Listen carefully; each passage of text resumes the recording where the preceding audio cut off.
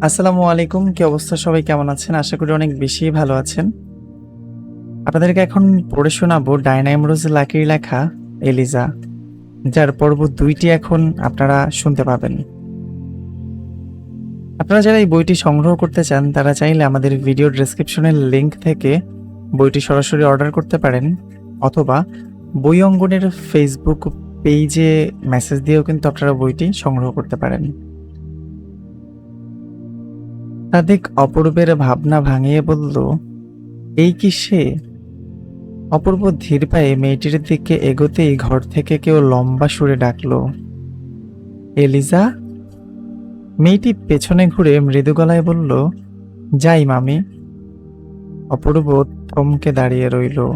ভাবল, যাকে আমি খুঁজছি তাকে আমি পেয়ে গেছি। এই সেই মেয়ে। এলিজা অপূর্বকে উপেক্ষা করে ঘরের দিকে দৌড়ে এলো।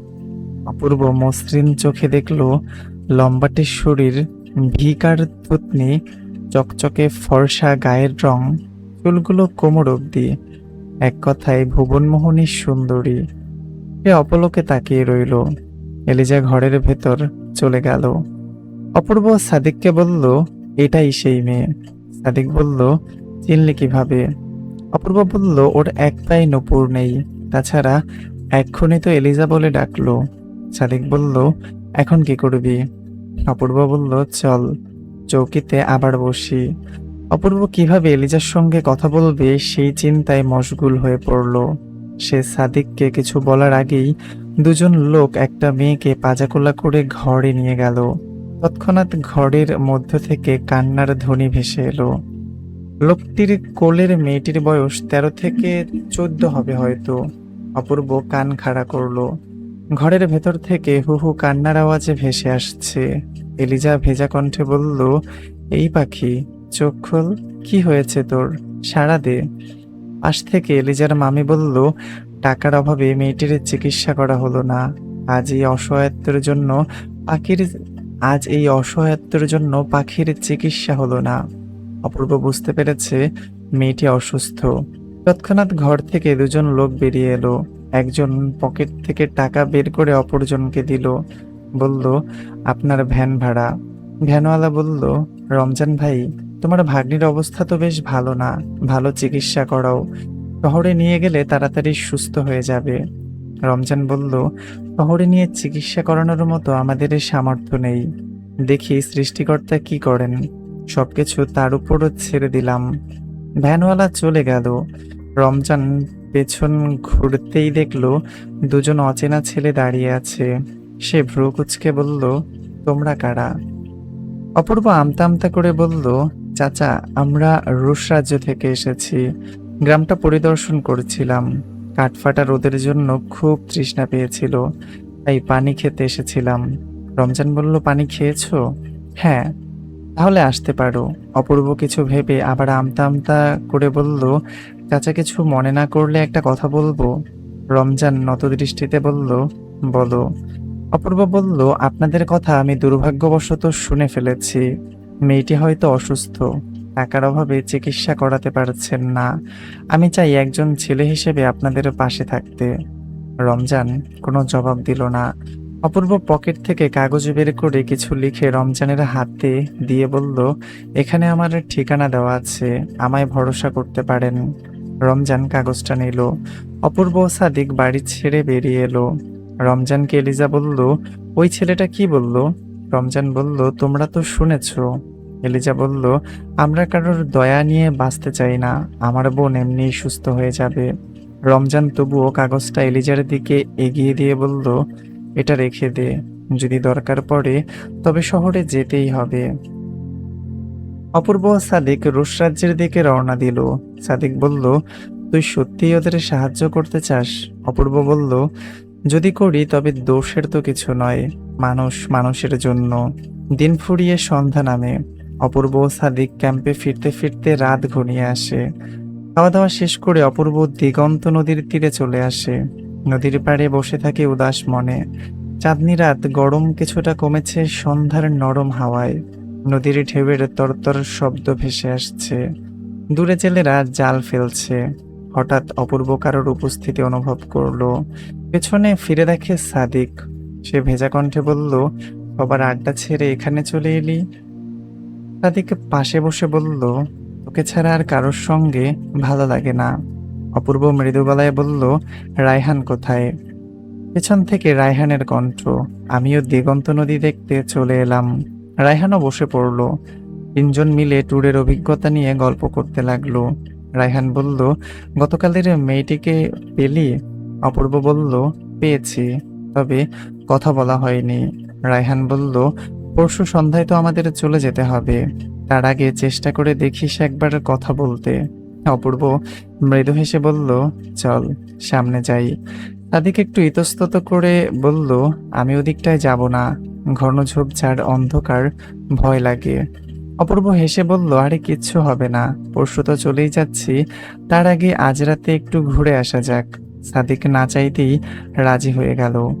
চারদিকে নীরব। দূরে কোথাও শেয়ালের ডাক, বাদুড়ের ডানা ঝাপটানো, জোনাকের ঝিলিক। সাদিকের মনে হচ্ছে যে কোনো সময় জঙ্গল থেকে কিছু একটা বেরিয়ে আসবে। অনেকক্ষণ চাঁদের আলোয় রাত উপভোগ করার পর অপূর্ব বলল, চল ফিরে যাই। ওরা রিসোর্টের দিকে পা বাড়াতেই হঠাৎ পেছন থেকে পানির মাঝে ঝপ করে একটা আওয়াজ হলো। মনে হলো কেউ নদীতে কিছু ফেলে দিল। তিনজনেই চমকে গেল। অপূর্ব বলল, কোনো শব্দ পেয়েছিস? রায়হান বলল, পানিতে কেউ কিছু ফেলেছে, দূরে একটা ট্রলার যাচ্ছে। অপূর্ব বলল, চল সামনে দেখি। সাদিক অপূর্বের হাত চেপে ধরলো। কিছু দূর এগিয়ে গিয়ে ওরা দেখতে পেল পানিতে একটা সাদা বস্তা ভেসে যাচ্ছে। রায়হান বলল, একটা লাঠি এনে এটা টেনে আনি। সাদিকে ভয়ে বাধা দিল, না না, এগুলোর মধ্যে না যাই। কিন্তু রায়হান শুনল না। লম্বা একটা লাঠি দিয়ে বস্তাটা টেনে আনলো। সাদিক পিছিয়ে গেল। অপূর্ব বস্তার গিট খুলে ফেললো। রায়হানের টর্চের আলো ফেলতেই দেখা গেল বস্তার মধ্যে একটা ছেলের লাশ। 26 থেকে 27 বছর বয়সী, বুক খোলা, হার্ট নেই। সাদিক ঘাবড়ে গিয়ে দূরে সরে গেল। অপূর্ব বিস্ময়ে বলল, এরকম নিকৃষ্ট খুনি আর দেখিনি। কে এই খুনি? হার্ট নিয়ে কি করে ও?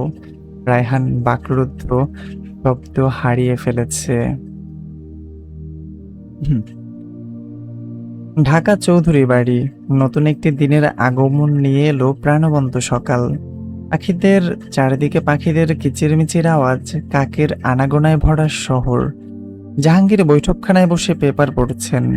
তৎক্ষণাৎ ডাকলেন জয়াকে। বললেন, জয়া, কোথায় গেলে? সকাল হলেই তোমার কাজের শেষ থাকে না। আমার দিকেও তো একটু দেখবে নাকি? রান্নাঘর থেকে জয়ার জবাব এলো, কাজ ফেলে কি সারাদিন তোমার কাছে বসে থাকবো? জাহাঙ্গীর ভ্রুকুচকে বললেন, মনোয়ারাকে মনোয়ারাকে তো বলতে পারো কাজ করতে, ওরা থাকতে তোমার করতে হয়। জয়া বিরক্ত হলেন। কিচেন থেকে চায়ের কাপ হাতে বেরিয়ে এলো। বাড়িতে কাজের মানুষ থাকলেও তাদের কাজে সাহায্য করতে হয়, এটা আমাদের কোরআন বলছে, জানো না বুঝি? জয়া জাহাঙ্গীরকে চা দিয়ে পুনরায় আতঙ্কিত স্বরে প্রশ্ন করলেন, হ্যাঁ গো, অপূর্বের খবর কি? আমার ভীষণ চিন্তা হচ্ছে ওর জন্য। চারদিকে যা হচ্ছে, ফিরবে কবে আমার খোকা? জাহাঙ্গীর চায়ে চুমুক দিয়ে বললেন, এত চিন্তার কোনো দরকার নেই, শুনেছি 2-1 দিনের মধ্যেই চলে আসবে। জয়া ভারী একটা দীর্ঘশ্বাস ফেলে বললেন, তুমি তো সবটা জানো, জেনেও এত নিশ্চিন্ত হয়ে বসে আছো? জাহাঙ্গীর জয়ার দিকে দৃষ্টি স্থাপন করে বললেন, জয়া, অপূর্ব আমারও ছেলে, আমিও ওকে ভালোবাসি, চিন্তা নেই, ও ঠিক ফিরে আসবে। আর ও তো একা না, সাথে অনেকজন আছে। দুজনের কথোপকথনের মধ্যেই দরজার কলিং বেল বেজে উঠল। পাশ থেকে মনোয়ারা এগিয়ে গেল। দরজা খুলতেই চাঁদনি প্রবেশ করলো। চাঁদনি জয়ার একমাত্র ভাইয়ের মেয়ে। মেয়েটা ভীষণ হাসি খুশি, উৎফুল্ল হয়ে জিজ্ঞাসা করলো, কেমন আছো মনোয়ারা বুবু? এই তো ভালো আছি, তোমার কি অবস্থা? এই তো ভালোই। মনোয়ারা রাস্তা ছেড়ে বলল, ভেতরে এসো। চাঁদনি ভেতরে এসেই জয়াকে দেখে মৃদু হাসলো। উত্তেজিত কণ্ঠে সালাম দিয়ে হাত পায়ে হাত দিয়ে পায়ে হাত দিতে গেল, কিন্তু জয়া বাধা দিয়ে বুকে জড়িয়ে নিলেন। কতদিন পর এলি? এতদিনে ফুপির কথা মনে পড়লো? কি করব, আমার পরীক্ষা ছিল। আঙ্কেল, আপনার কি অবস্থা? চাঁদনির নজর জাহাঙ্গীরের দিকে। ভদ্রলোক চা শেষ করে দাঁড়িয়ে আছেন, দুজনের আলাপ শুনছিলেন। মৃদু হেসে, হ্যাঁ মা, খুবই ভালো। জয়াকে ভেতরে নিয়ে যাও, ভালো মন্দ আপ্যায়ন করো। আমি ফ্যাক্টরিতে যাচ্ছি। জাহাঙ্গীর বেরিয়ে যান। মনোয়ারা চাঁদনির ব্যাগটা উপরের রুমে নিয়ে গেল। চাঁদনি দেখতে অনেক সুন্দরী, সবার খুব আদরের। জয়া রান্নাঘরে গেলেও চাঁদনিও পিছু নিল। জয়া মৃদু হেসে জিজ্ঞাসা করলেন, তা তোর মায়ের খবর কি? চাঁদনি হেসে বলল, সে তো আছে বিন্দাস। পুপি, আজকে আমি রান্না করি? জয়া অবাক হলেন, ভ্রুকুচকে প্রশ্ন করলেন, আমি থাকতে তুই কেন রান্না করবি? চাঁদনির চোখ বারবার অপূর্বকে খুঁজছে, এদিক ওদিক তাকাচ্ছে। কোথায় আছে ভাবতে ভাবতে সে জয়ের কাছ থেকে সরে গেল। মনোয়ারা নিচে বসে মাছ কাটছে। চাঁদনি ফিসফিস করে জিজ্ঞেস করলো, বুবু, অপূর্ব কোথায়? দাদাবাবু তো দূরে গেছেন বহুদিন, পুলিশ ক্যাম্পিং এ। শুনেছি 2-1 দিনের মধ্যেই চলে আসবে। চাঁদনি মনে মনে আনন্দের হাসি হাসলো। তিলকনগর। সায়ান তালুকদার দুপুর থেকে নিমতলা পথের বাঁকে দাঁড়িয়ে আছে। কাঠফাটা রোদ তার গায়ে লাগছে না। অপেক্ষা করেছে কখন পাখি আসবে। অপেক্ষা করতে করতে অবশেষে অপেক্ষার প্রহর কাটলো। দূর থেকে দেখলো স্কুলের ছেলেমেয়েরা আসছে। তাদের মাঝেই হয়তো পাখিও থাকবে। কিছুটা এগিয়ে এলেই দেখা মিলল পাখির। সায়ান মৃদু কণ্ঠে রাখলো, পাখি, দাঁড়াও। পাখি ভালো করেই জানে কেন ডাকছে। মেয়েটা না শোনার ভান ধরে হাঁটা শুরু করলো। আপাতত শোনার কোনো ইচ্ছা নেই। সায়ান ধমক দিল, দাঁড়াতে বলছি না? পাখি থমকে দাঁড়ালো। দু হাতে কোমর ধরে সায়ানের দিকে আর চোখে তাকিয়ে রাগী কণ্ঠে ভ্রু কুঁচকে বলল, আপনাকে বলেছি না আমার আপুকে বিরক্ত করবেন না? আমি আপনার বলা কোনো কথাই আপুকে বলতে পারবো না। সায়ান মৃদু হাসি দিয়ে বলল, বাবা, মেয়ের কি তেজ! তোমার আপুর পেছনে ঘুরবো না, শুধু এই চিরকুটটা নিয়ে তোমার আপুকে দেবে, কেমন? পাখি সোজাসুজি উত্তর দিল, না, আমি দেব না। সায়ান অনুরোধ করলো, লক্ষ্মী আপু না, এটা দেবে কিন্তু অবশ্যই। সায়ান পাখির বইয়ের ফাঁকে চিরকুটটা গুজে দিল। পাখি হাঁটতে শুরু করলো আপন মনে। কিছু দূরে যেতেই পেছন ফিরে একবার সায়ানকে দেখলো। সায়ান বিড়বিড় করে বলল, চিঠিটা জায়গা মতো পৌঁছালে হয়।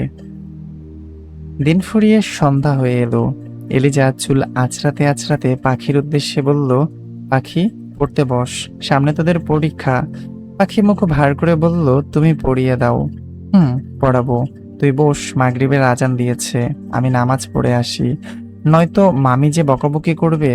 এলিজা চলে যেতে উদ্যত হতেই পেছন থেকে পাখি ওড়নাটা টেনে ধরলো। এলিজা থমকে দাঁড়ালো। পেছন ফিরে মৃদু হেসে বলল, কি হলো আবার? পাখি আদুরে কণ্ঠে প্রশ্ন করলো, আপু, তুমি না আমাকে ঢাকা নিয়ে যাবে, চিড়িয়াখানায় বাঘ দেখাবে? এলিজা জলভরা চোখে পাখিকে বুকের মধ্যে জড়িয়ে নিল। খুব শিগগিরই নিয়ে যাব। অপেক্ষার ফল মিষ্টি হয়, জানিস তো। পাখি উৎসাহী হয়ে জিজ্ঞাসা করলো, সত্যি নিবে? সত্যি। নে, এবার পড়তে বস। এলিজা ক্লান্ত চোখে কিছুক্ষণ পাখিকে পরখ করলো। এরপর জয়তুন এবং এলিজা দুজনে অজু করতে চলে গেল। একসাথে নামাজ আদায় করে নেয়। জয়তুন নামাজের শেষে বসে বসে তসবি পড়ছে। পাশ থেকে এলিজা নতস্বরে বলল, মামি, বিকেলে নীরু ভাবি ডেকেছিল, যাওয়া হয়নি। ভাবি সারাদিনই মন খারাপ করে থাকে, এখন যাব? জয়তুন মৃদু হেসে বলল, ও মা, এভাবে বলার কি আছে? যা, দুজনে একটু গল্প কর, আমি ততক্ষণে তোর মামার জন্য কিছু রান্না করি। অনুমতি পেয়ে এলিজা দৌড়ে পাশের বাড়ি চলে এলো। ঘরে নীরাকে না পেয়ে জিজ্ঞাসা করলো, বড় মামি, নীরা ভাবি কোথায়? আনোয়ারা উত্তর দিলেন, নীরা পেছনের নদীর তীরের দিকে গেছে।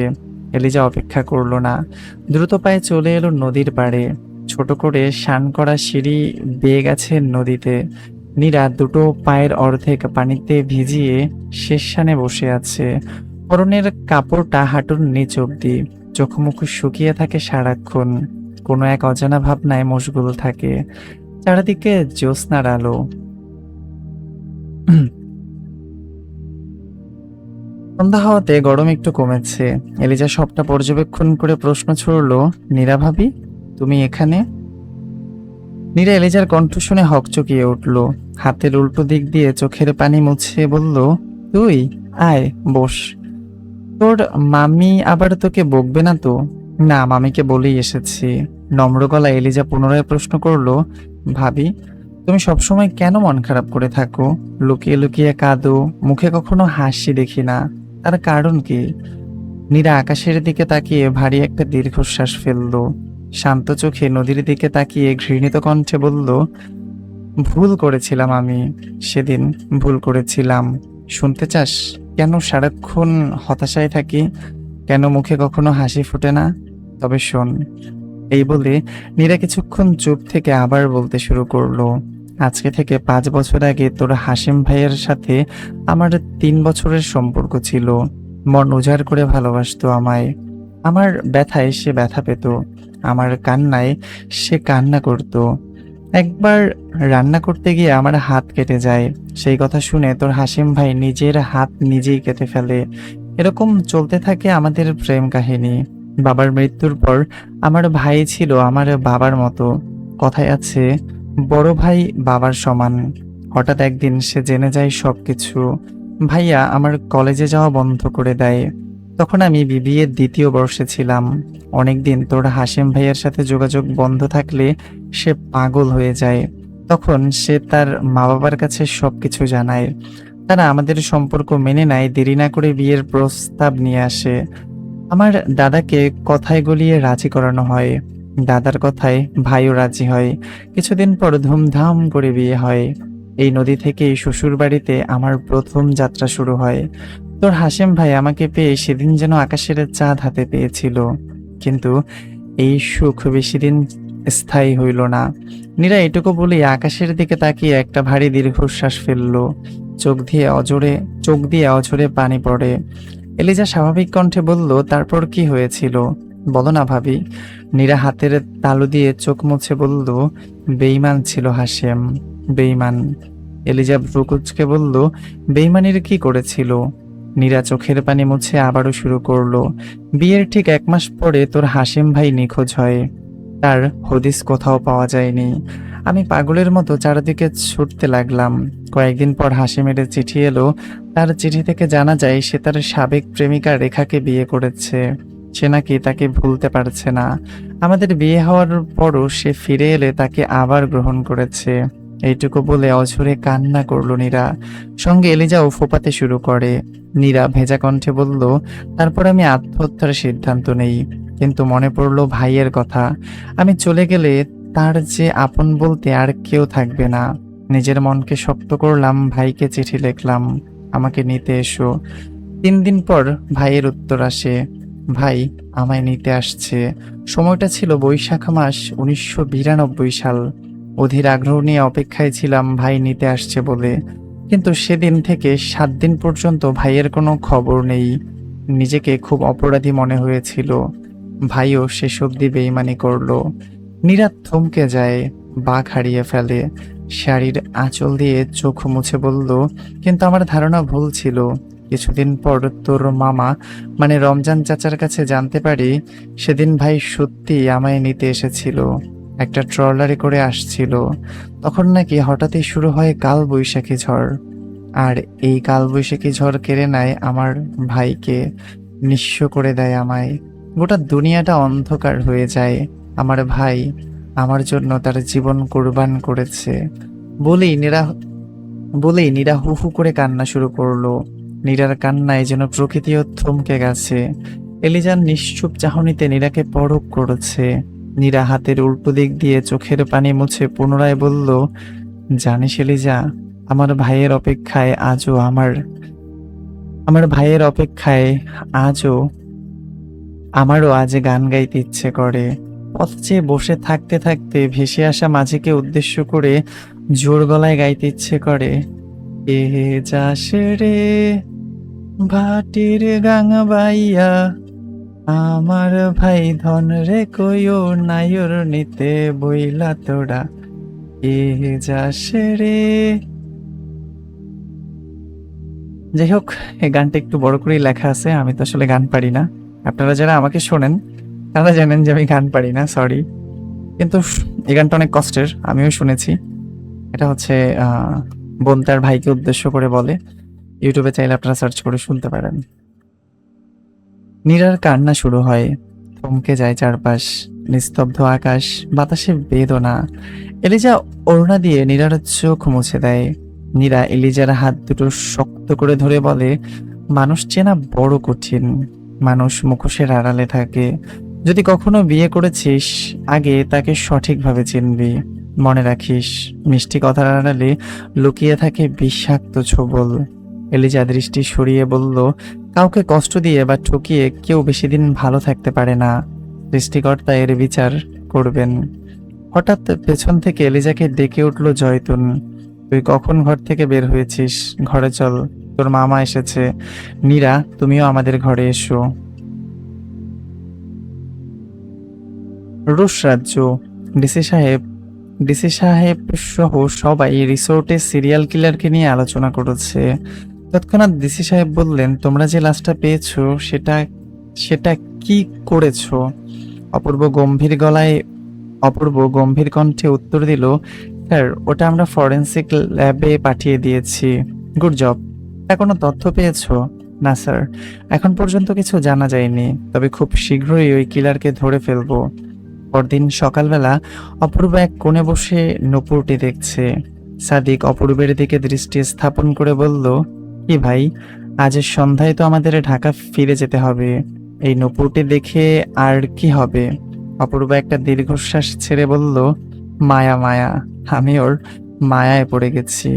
সাদিক বিরক্ত হলো, ভ্রু কুঁচকে বলল, তুই কোথায় আর ও কোথায়? কতটা ভেদাভেদ, কতটা দূরত্ব? অপূর্ব বিমোহিত কণ্ঠে উত্তর দিল, ভালোবাসা মানে না দূরত্ব। তুই গেছিস ভাই। আচ্ছা চল, আজ একবার তিলকনগর যাই। সাদিক বসা থেকে উঠে দাঁড়িয়ে উত্তেজিত কণ্ঠে বলল, আমি যাচ্ছি না কোথাও। আর আমি আর পানি খেতে পারবো না। অপূর্ব বাঁকা হেসে বলল, আর তোকে পানি খেতে হবে না। এলিজা আমার জন্য নিমতলায় অপেক্ষা করবে। সাদিক অবাক হয়ে জিজ্ঞেস করলো, মানে কি বলছিস এসব? স্বপ্ন দেখছিস না তো? অপূর্ব মৃদু হেসে বলল, গর্ধব, তোর কি আমাকে কাঁচা খেলোয়াড় মনে হয়? গত পরশু যখন এলিজার বোনের জন্য আমার ঠিকানা দিয়ে এলাম, সেই পৃষ্ঠার অপর প্রান্তে লিখে দিয়েছিলাম। সাদিক কৌতূহলী হয়ে জিজ্ঞাসা করলো, কি লিখে দিয়েছিস? অপূর্ব নূপুরটির দিকে তাকিয়ে বলল, লিখেছিলাম, রাতের আধারের রানী। সেদিন জঙ্গলের চারিদিকে অন্ধকার থাকলেও তোমার রূপের ঝলকানিতে চারদিক আলোকিত হয়ে গিয়েছিল। আমি জানি না তুমি সেই কিনা, তবে আমার মন কখনো ভুল বলে না। বেশি কিছু লিখতে পারলাম না, তবে প্রথম দেখাতে কারোর মায়ায় পড়াটা হয়তো তোমার কাছে অবাক করার মতো। আগামী পরশু আমরা চলে যাচ্ছি। যদি একটাবার আমার কথা তোমার স্মরণ হয়, যদি এতটুকু আমার অনুভূতি বুঝতে পারো, তবেই এসো। তোমার জন্য পরশু বিকেলে নিমতলায় অপেক্ষায় থাকবো। তাদেরকে মাথা নাড়িয়ে অবিশ্বাসের ভঙ্গিতে বলল, ভাই, এখানে নিমতলা আছে তুই জানলি কিভাবে? আর চিঠি কখন লিখেছিস? চিঠি আমি আগেই লিখেছিলাম। জায়গাটার নাম গতকাল যাওয়ার সময় খেয়াল করি। যদি ঠিকানা লিখে কাগজটি ওর মামাকে দেই, তখন নিমতলার কথাটিও যখন ঠিকানা লিখে কাগজটি ওর মামাকে দেই তখন নিমতলার কথাটিও লিখে দেই। আমার ঠিকানা ছিল সঠিক, তবে উনি নিরক্ষর সেটা আমি ওনাকে দেখেই বুঝেছিলাম। আর ওটা নিয়ে এলিজার হাতে দিবে তাও বুঝতে পেরেছিলাম। তুই তো রোমিও হয়ে গেছিস, আর এত বুদ্ধি। নিমতলায় চল, ওই মেয়ে কখনো আসবে না। আচ্ছা, অপূর্ব বলছে নিমতলায় চল, তখন আর কি ওর ফ্রেন্ড বলছে যে ওই মেয়ে কখনো আসবে না। তারপর অপূর্ব বলছে দেখা যাক কি হয়। হুম। বিকেলে 4টা নাগাদ নিমতলায় অপূর্ব ও সাদিক অপেক্ষা করছে। সোনালী রৌদ্র, নীল আকাশ, মেঘ, দমকা হাওয়া বইছে। মাটির রাস্তার ধূলিকণাগুলো বাতাসে উড়ে বেড়াচ্ছে। প্রবল বাতাসে গাছগুলো নেতিয়ে পড়েছে। অপূর্ব আর সাদিক বেশ অনেকক্ষণ দাঁড়িয়ে আছে নিমতলা পথের বাঁকে, কিন্তু কারোর কোনো খবর নেই। সাদিক অধৈর্য হয়ে বলল, ওই মেয়ে আসবে না। অপূর্ব দীপ্ত কণ্ঠে বলল, আসবে আসবে। অপেক্ষা করতে করতে অপেক্ষার প্রহর কাটলো। দূর থেকে দেখা যাচ্ছে কেউ আসছে, সাথে 13 থেকে 14 বছরের একটা মেয়ে। বুঝতে আর বাকি রইল না, এলিজা আসছে। অপূর্ব মহা খুশি। এলিজাকে দেখতে জান্নাতি হুরের মতো লাগছে। ঘায়েল করা চোখ, চিকচিক করা দেহখানি, পরনে নীল রঙের থ্রি পিস। এলিজা অপূর্বের কাছাকাছি আসতেই সায়ান তালুকদার দৌড়ে এসে দাঁড়ায় এলিজার সামনে। এলিজা থমকে যায়। অপূর্ব ও সাদিক দুজন দুজনের দিকে দৃষ্টি স্থাপন করে। অপূর্ব হতবাক হয়ে যায়। সায়ান সায়ান অস্থির ভঙ্গিতে বলল, আমি জানতাম তুমি আসবে। তুমি জানো আমি তোমাকে কতটা ভালোবাসি। গত 4 বছর ধরে আমি তোমাকে ভালোবেসে তোমার পেছন পেছন পাগলের মতো ঘুরছি। ভালোবাসা তো কোনো অপরাধ নয়। এলিজা চুপচাপ শুনছে। সায়ান পাখির মাথায় হাত দিয়ে বলল, এই বুড়ি, তোমার জন্য চকলেট, তোমার জন্য চকলেট, চিরকুটটা তোমার বোনকে দেওয়ার জন্য। পাখির চোখগুলো ছানা বড়া হয়ে যায়। সাদিক অপূর্বকে উদ্দেশ্য করে মজা করেই বলল, কি ভাই, তোমার স্বপ্নের রানী তো দেখছি। অপূর্ব ক্রোধে পাশের গাছে একটা ঘুষি মারলো। চোখে রক্ত উঠে গিয়েছে। এলিজা উল্টো দিকে মুখ করে দাঁড়িয়ে আছে। সায়ান আমতা আমতা করে বলল, আমি কাল শহরে চলে যাব, 3 মাস পরে আসব। তখন তোমার মামার কাছে গিয়ে বিয়ের প্রস্তাব দেব। অপূর্ব বিড়বিড় করে বলল, ইচ্ছে করেছে ওকে এখানেই পুঁতে ফেলি। এলিজা কিছু বলল না। কিছুক্ষণ নিশ্চুপ থেকে সায়ানের দিকে দৃষ্টি স্থাপন করে বলল, বাড়ি যেতে হবে, সন্ধ্যা হয়ে আসছে। হ্যাঁ অবশ্যই, চলো, এগিয়ে দিয়ে আসছি। এলিজা কঠিন হয়ে বলল, না, দরকার নেই। দরকার নেই মানে? তোমার মতো স্বর্গীয় পরীর একা একা পথ চলা ঠিক নয়। এলিজা না চাইতেও বাধ্য হয়ে সায়ানের সাথে চলে গেল।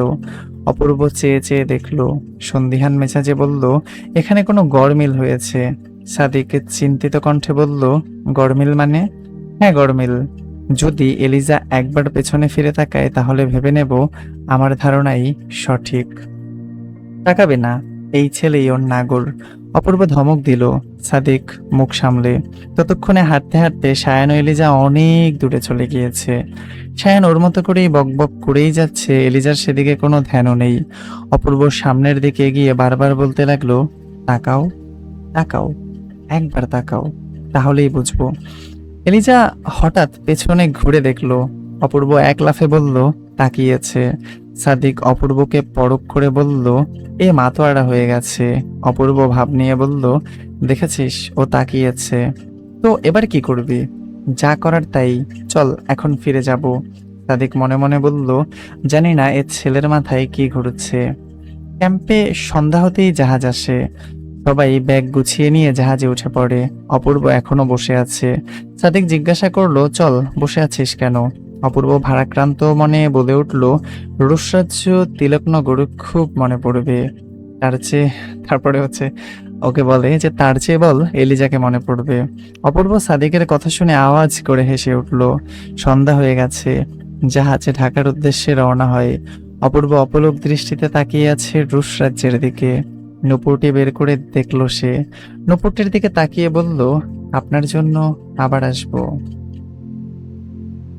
তিলকনগর। এলিজা রাগান্বিত হয়ে পাখিকে বলল, এই বদমাইশ, সায়ান তালুকদার নাকি চিঠি দিয়েছে, সেটা কোথায়? পাখি বইটা এগিয়ে দিল। এলিজা বইটা ঝট করে খুলে দেখলো চিরকুটটা।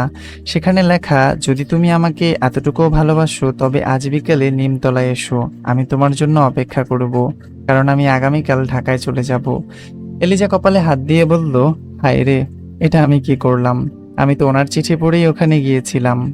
পাখি অবাক হয়ে জিজ্ঞাসা করলো, কার চিঠি?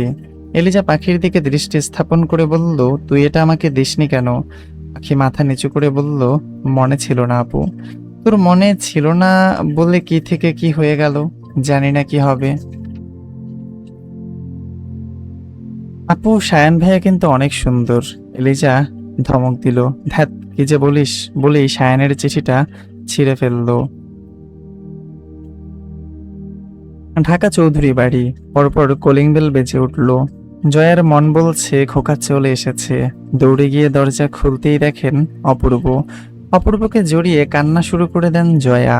কাঁপা কণ্ঠে বললেন, আমি তোর চিন্তায় পাগল হয়ে গিয়েছিলাম খোকা। অপূর্ব মৃদু হেসে বলল, এত চিন্তা করার দরকার কি মা?